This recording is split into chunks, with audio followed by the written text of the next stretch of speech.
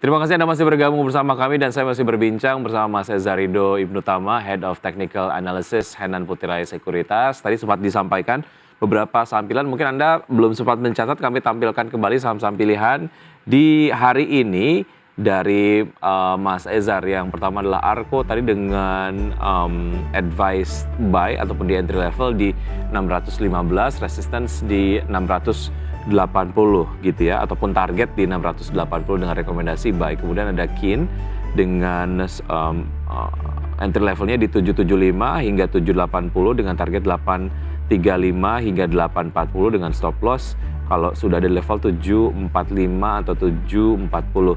Kemudian ada PGEO, buy on weakness, entry levelnya di kisaran 865 hingga 860, target di 935 sampai 940 dengan stop loss di level 825 hingga 820. Kemudian berikutnya adalah ada Indi dengan rekomendasi buy on break, entry level di 2030 hingga 2040, targetnya di kisaran 2180 hingga 2200 dengan stop loss di 1935 hingga 1925. Mas Ezar ingin membahas sedikit mengenai saham-saham yang tadi sudah ada sampaikan. Berarti untuk Arko sendiri sekarang ada di level 645, ini artinya masuk di entry level ataupun kisaran entry level yang Anda rekomendasikan ya, Mas Ezar. Jadi bisa masuk saja untuk Arko? Iya, bisa masuk aja untuk Arko. Oke, rekomendasinya adalah buy, artinya ini untuk term investasi pendek saja ya? Iya, untuk Arko memang di sideways pattern pada saat ini. Jadi kita itu main dengan support and the resistance saja. Jadi kalau memang dekat pada saat ini di pertengahan sideways channel, sideways trend saat ini, tapi masih ada, tapi baru rebound dari support. Jadi memang ada bullish sentiment untuk reach target resistance-nya. Oke, berarti untuk Arko sendiri walaupun memang secara mingguan sudah melemah 0,77% dan secara bulanan sudah melemah 3,01%, ada potensi dia untuk naik begitu ya, ada potensial upside dan ini bisa dimanfaatkan secara jangka pendek. Kemudian untuk Kin sendiri seperti apa? Kalau kita lihat sejauh ini untuk Kin berdasarkan data dari RTI sekarang berada di level 760, artinya ini ini berarti memang bahkan lebih murah dibandingkan dengan entry level yang Anda rekomendasikan di 775 sampai 780 ya. Level terakhir ada di 760, jadi langsung masuk saja untuk Kin. Iya, langsung masuk aja. Kemungkinan kalau lihatin dari di akhir bulan Juni sudah mulai di dalam uptrend saja.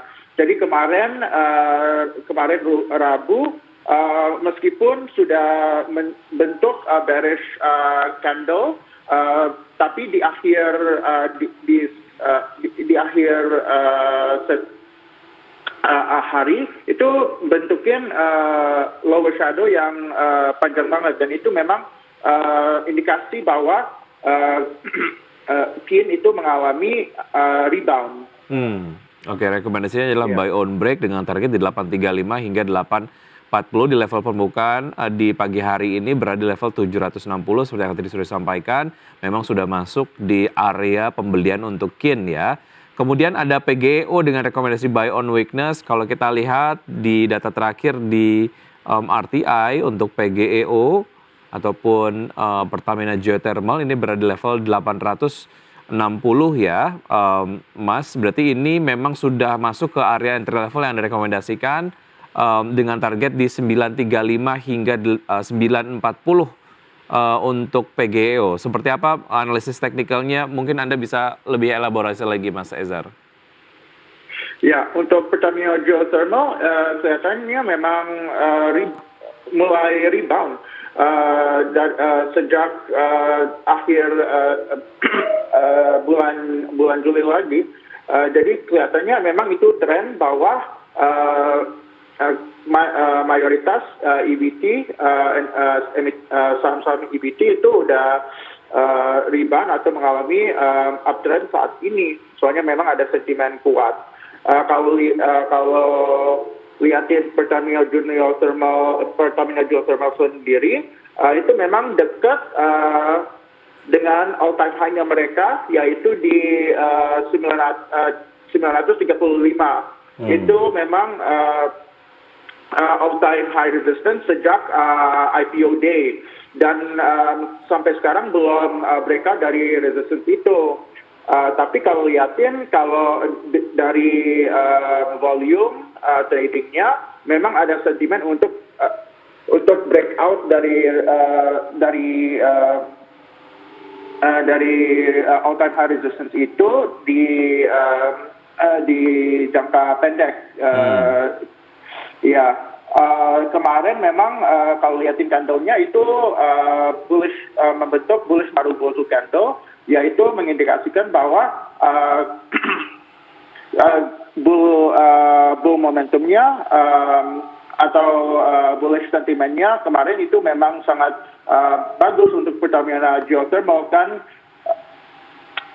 laba bersihnya sudah mencetak 30% growth kalau nggak salah kemarin, dan sudah rilis laporan keuangannya juga lumayan bagus. Pertamina Geothermal selain dari sumber daya listrik dari geothermal yang lumayan stabil, mereka juga mereka juga carbon trading, dan itu menjadi salah satu sumber pendapatan yang lumayan bagus untuk PGO. Oke, PGO di pembukaan sesi 1 hari ini bergerak di kisaran 865 hingga 870. Artinya memang tetap berada di zona untuk kemudian bisa masuk gitu ya, ataupun kisaran yang bisa masuk, dan stop loss-nya bisa di area 825 hingga 820. Oke, dari PGO kita ke Indi nih, saham terakhir yang direkomendasikan oleh Mas Ezar pagi hari ini. Analisisnya seperti apa Mas Ezar untuk Indi? Pada saat ini Indika juga mengalami uptrend pada saat ini, tapi kemarin mulai stabil setelah price shock di awal minggu ini. Di Senin Indika harganya itu turun significantly.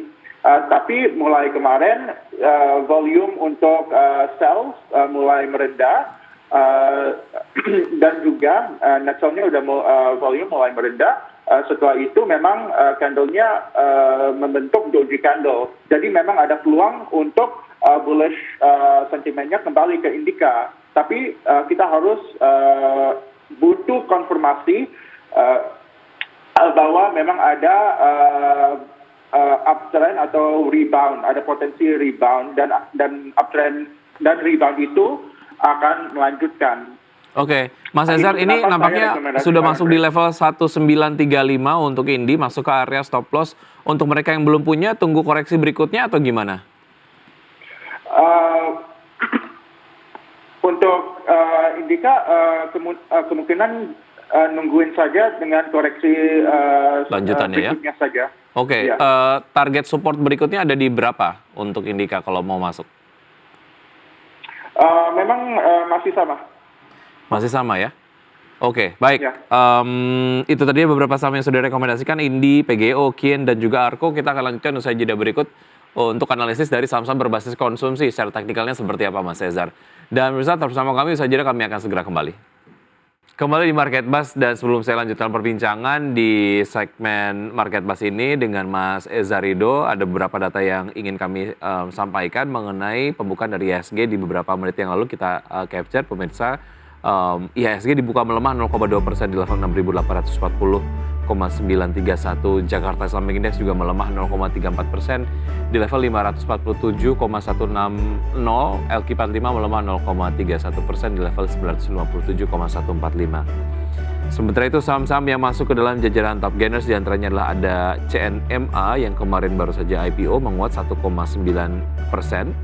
di level 322, Ace Hardware menguat maksud kami 1,5% di level 675, Maha menguat 1,46% di level 278, dan Era menguat 0,97% di level 520. Sementara itu, saham-saham yang masuk ke dalam jajaran tahap losers diantaranya adalah BBCA, BBRI, Telkom, dan juga BBNI dengan pelemahan masing-masing 0,54%, 0,88%, 0,54%, dan 0,28%. Saya lanjutkan perbincangan bersama Mas Ezar Rido. Mas Ezar, bagaimana dengan saham-saham berbasis konsumsi seperti Unilever, ICBP, dan juga INDF, ataupun mungkin ada saham-saham berbasis konsumsi lainnya yang mungkin Anda nilai menarik? So far untuk Unilever seperti apa secara teknikal? Menarik nggak kalau kita masuk ke Unilever? Pada saat ini Unilever itu kurang butuh konfirmasi. Untuk Unilever sendiri kita butuh konfirmasi. Soalnya memang kalau liatin beberapa hari sebelumnya, memang mengalami downtrend, dan downtrendnya itu signifikan banget. Berapa hari lalu itu memang turun sekitar 13,50%, dan itu memang ada banyak fear bahwa Unilever kemungkinan marginnya itu kedepannya itu memang kurang bagus. Soalnya memang El Nino dan juga Black Sea Agreement akan meningkatkan harga komoditas untuk semester kedua. Dan itu memang ada banyak bearish sentiment di consumer cyclicals pada saat ini. Kalau memang mau trading atau masuk ke Unilever, kemungkinan harus ada konfirmasi uptrend, yaitu kemungkinan harus breakout dari resistance terdekat di 4.050 hingga 4.060. Nah, memang itu agak jauh, tapi turunnya juga jauh banget di dalam beberapa hari sebelumnya. Jadi memang kita market harus ada indikasi bahwa ada bullish sentiment kembali ke Unilever. Artinya secara fundamental memang sedang kurang baik begitu ya untuk Unilever sendiri, dan secara teknikal juga sama begitu ya. Oke, inginnya membahas saham-saham berbasis konsumsi lainnya, tapi waktu kita terbatas. Kita ke analisis dari pembukaan IHSG di pagi hari ini, Mas Ezar, singkat saja. Menurut Anda secara teknikal fluktuasi dari IHSG akan seperti apa hari ini? Kemungkinan kelihatannya itu